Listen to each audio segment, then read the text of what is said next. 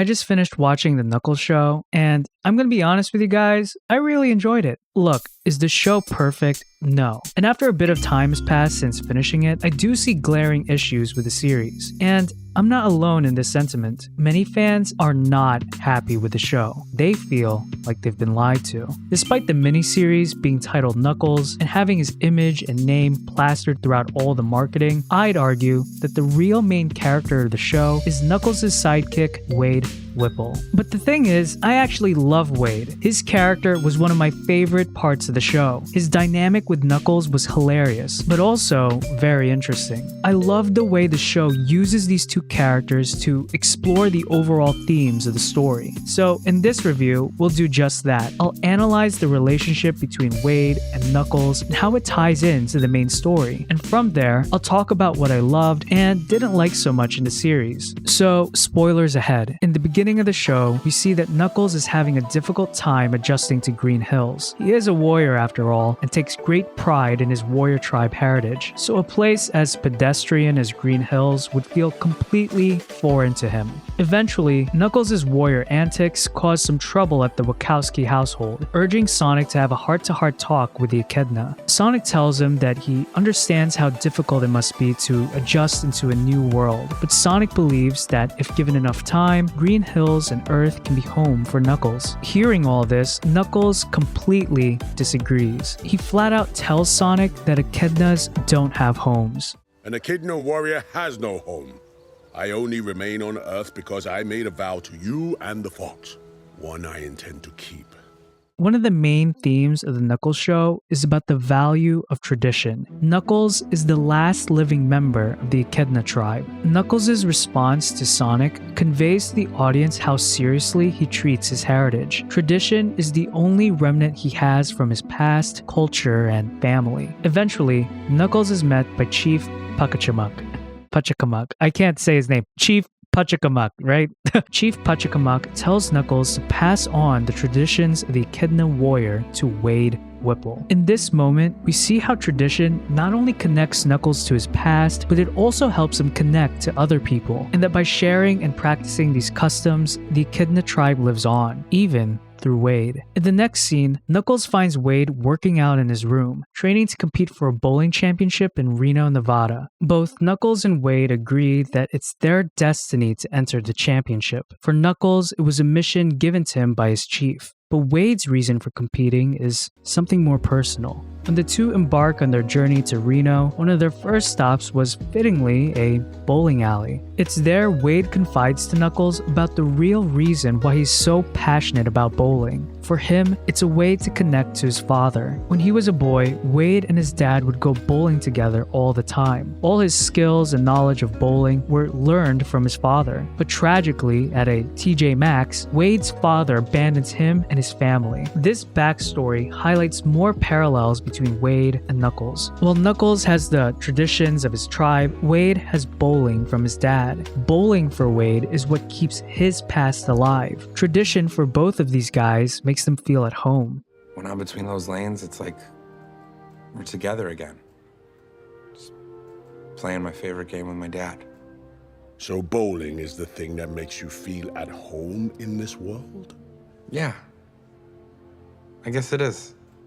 Now, to drive this theme of tradition even further, later in the show, Knuckles joins Wade's family for Shabbat dinner. Just in case you didn't know, Shabbat is a real Jewish custom. Besides the randomness and comedy of Knuckles being in this situation, I actually find the dinner scene to be pretty heartwarming. While Knuckles teaches Wade the past and traditions of his tribe, Wade's family does the same thing, teaching Knuckles the tradition and history of their culture. The show makes the point that despite how different Knuckles and Wade are on the outside, deep down they're actually very, very similar. Listen to what Knuckles has to say in this scene. One thing I have learned in pledging my life to this quest is that I have been betrayed.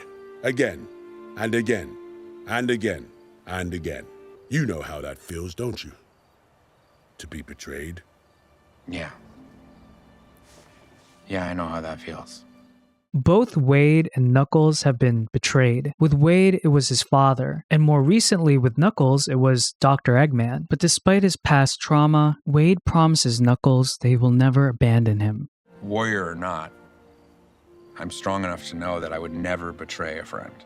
The direct connection between these two characters is made even more evident with Wade literally assuming the role of Knuckles. But before we get into that, let me give some context. I don't want to give a full synopsis of the show because I think it's a waste of time, but I do think some background information will help you better understand what I'm trying to explain. Earlier in the show, Knuckles was captured by two rogue gun agents looking to sell the echidna and his power to Dr. Eggman's former partner in crime, this bearded dude, I forgot his name. Afterwards, Wade rescues Knuckles from these gun agents, resulting in him becoming a fugitive with a bounty on his head. After Shabbat dinner, the Whipple home is attacked by bounty hunters trying to capture Wade and claim their reward. This resulted in a really fun and wacky action sequence. But the morning after this fight, Wade's former bowling teammate, Jack Sinclair, wrangles him up and puts him in a cage in order to claim the bounty for himself, which isn't too far out of left field for him because we learned in the first episode that Jack is a former bounty hunter. Look, I know that was a lot of info, but I want to stress that these details aren't only for entertainment value. They show the audience that Wade and Knuckles' story mirror each other. They are one and the same. I mean, think about it. In this show, Knuckles was captured, then trapped in a cage to be sold for profit. Wade goes through the exact same thing. He gets captured, then put in a cage to be sold for profit. And like Knuckles, Wade is betrayed by a former ally. But to make this connection even more obvious, while captured, Wade experiences a vision where he literally embodies Knuckles by playing as him in a rock opera musical. I don't think this was done just for comedic effect, by the way. I think this moment was purposefully crafted in order to convey to the audience how both Wade and Knuckles are the same person. Wait. I'm Knuckles?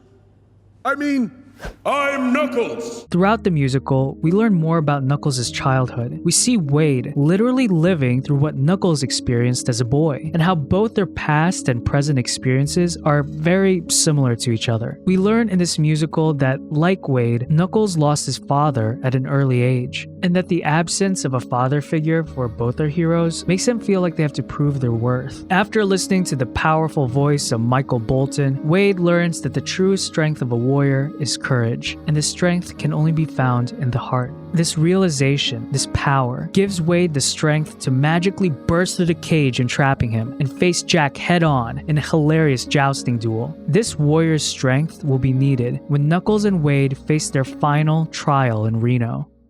It's here Wade finally meets his father, who we learn is Pete Whipple, a champion bowler and also a terrible person. After the father and son compete against each other in the bowling tournament, Wade's dad invites him to his suite, only to reveal that he sold out his own son and family to the agents. He did all of this as a sad attempt to retain his title as bowling champion. Pete tells Wade that his mother and sister will be released only if he agrees to forfeit the tournament and to hand Knuckles over to the two agents. But Wade decides to stick with Knuckles till the end. Partnering together, Wade and Knuckles thwart the gun agents, rescue his family, fight and defeat that bearded guy in his mech suit, and by the end, Wade defeats his father in the bowling tournament and becomes the new champion. Man, that was a lot. Wade's decision in this last episode is a mark of maturity and growth for both him and Knuckles. Wade kept his promise to never abandon a friend. His newfound strength and courage makes him a true warrior. And likewise, Knuckles has a new resolve to fight and defend his newfound family. Despite the constant betrayal the two have experienced, they'll never give up on each other. Their homes may be gone, their families may be broken, but both have learned that they can build a new home and a new family with the ones that stood with them till the end. Now that the analysis is out of the way, let's talk about what I loved. And for the most part, I really enjoyed watching this series. One thing I want to mention was how cool it was seeing the show reference Knuckles' moveset, like him digging or doing the spin move and him gliding. As a Sonic fan, seeing all that was such a treat. I also thought it was clever for the final episodes to be set in Reno. The city is a nod to Sonic's history with casino and pinball-themed levels. I also like the 80s references in the show. It gives the series a bit of flair and identity. Of course, they probably added these references for comedic effect, but it didn't feel forced considering that Wade is an 80s kid. I thought the music choices were cool. I thought having Knuckles and Wade recreate the E.T. flying scene was hilarious, and that rock opera episode was awesome. I'm just amazed that they were able to get Michael Bolton to sing in the show, and I also can't help but wonder if the Alan Wake 2 video game was also a source of inspiration for creating the Knuckles musical.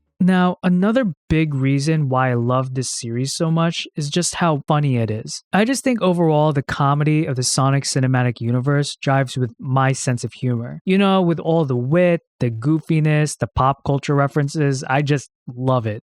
They want to make me disappear, like they did Taylor Lautner and the ShamWow guy. As I've mentioned before, there were so many moments in this series that literally had me laughing out loud. I'm just gonna mention a couple of them, like whenever the show just jokes around with Wade being abandoned by his father. Maybe this just reveals how mean of a person I am, but whenever they joked around with that subject, I just thought it was really funny. I want to say, regardless of how you feel about childhood abandonment, and I'm against it. Me too.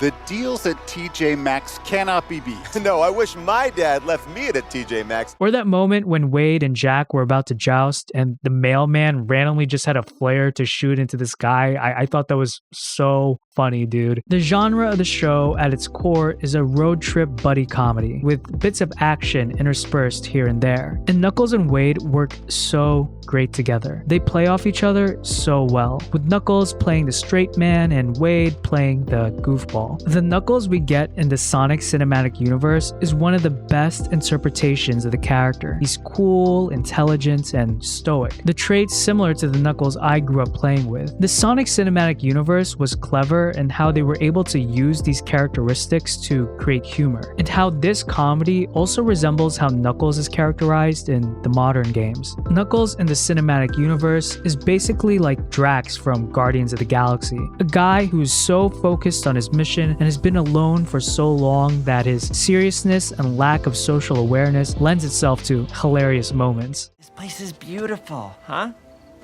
No. What? Really? You don't think Green Hills is a beautiful place to live? No. Not even a little? No. And with Wade, I've already said it, I love Wade. I think he's such a great character. He's so funny. Adam Pally's comedic timing is impeccable. And whenever he and Knuckles are together, it's just magic. It just feels like two bros hanging out, man. It's great. But I also feel like Wade's humor is more than just for laughs. Now, I might just be overanalyzing here, which if you're at all familiar with my channel, this is basically the norm at this point. But I interpret Wade's sense of humor as a self-defense mechanism for handling stressful situations. And I think ultimately, Wade's jokes are a way for him to cope with the absence of his father. This is your pantheon of heroes. Yeah, spent a lot of time in here alone. Mostly dealing with my childhood abandonment issues, but overall, Wade was crucial in making this series as enjoyable as it was. He stole the show. And I mean this literally. So this leads us to the bad. The irony here is that for a show titled Knuckles, there wasn't enough of Knuckles. The main story and character arc is all about Wade. He drove the narrative forward, not Knuckles. After finishing the show, it feels like Wade is the main character, while Knuckles is just there for support. And again, I want to remind you guys that I love Wade. I think he's great. There's nothing wrong with Wade. It's just that we need more Knuckles. It should be Knuckles that drives the plot forward, considering that the show is called Knuckles. It's such a missed opportunity by the series to not explore more of Knuckles' world and story. I mean, don't get me wrong, I love the rock opera episode with Wade, but in addition to that, it would have been great to see more of Knuckles' backstory with Knuckles actually being there. Now, there may be a practical reason as to why there was a lack of Knuckles screen time. YouTuber Speed Supersonic points out that one possible reason is because animation's expensive. And I could be wrong here, but I'm also guessing that the budget for the Knuckles show is nowhere near the budget for the Sonic movies. And in addition to that, animation takes a long time to develop. So if you consider the combination of costly expenses and development time, it's not too surprising for the lack of Knuckles screen time. But if you feel like you've been duped by the marketing of the show, I totally get you. I think it's a legitimate criticism. I feel like the promotion of the show could have been more upfront with how involved Wade is in the story. If I were developing the show, a simple change I would implement would be to change the title from Knuckles to Knuckles and Wade. I feel like if this was the title of the show, less people would be upset. It would give the audience a more accurate expectation of the show's story. For a series that speaks so ill about betrayal, it's ironic how it ended up betraying so many fans. Look, I know, that was a pretty bad whatever literary thingy I just did. Anyways, but despite all the flack it's been getting, I still had a blast watching the show. However, I do hope the studios listen to the criticisms and create something better from it. They've done it before, and I'm sure they can do it again. So, what'd you guys think of Knuckles? Let me know in the comments below. If you enjoyed this video, please give it a like. It tells the algorithm that it's worth watching. Subscribe and hit that bell icon if you want to be updated and when my next video comes out. Or if you want to support me and the videos I make, consider becoming a channel member by clicking the join button under this video or by becoming a patron on Patreon. Thank you guys again for watching, and till next time, peace out.